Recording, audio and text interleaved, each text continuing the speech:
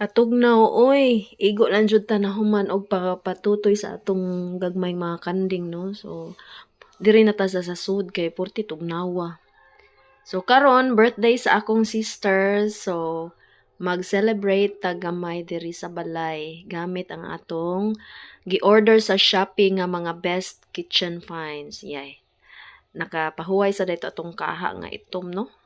Nya nagamit ta aning bag-o na tong na-order sa Shopee nga kanang mga kaha. Ganahan kay ko ani nga kaha kay kanang non-stick non-stick siya unya kanang color white ganahan kay ko sa murag cream ba na siya, no?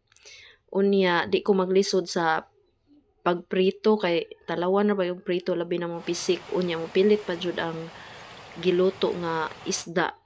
So daghan tag lutoon kan di day daghan tulo ra day ni. So magluto tag lumpia gamit adtong gamay sad nato nga kanang mura siya para boil lang ba. Gamay lang siya nga pot, small pot.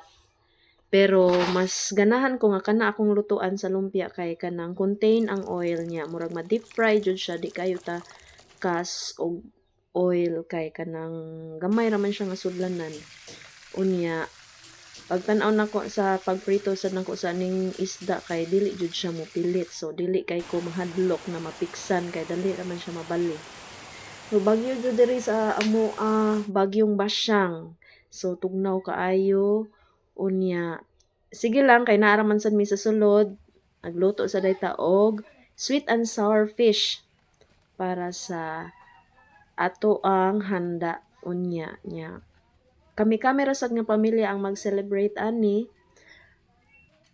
Lain-lain day ni siya nga set sa pagpalit nako so nay gamay nya katong dako nga gigamit nato pang pasta nya perfect sang panghanda pang family lang. Akong ibutang ang link sa comment section para ma-check ninyo ang item.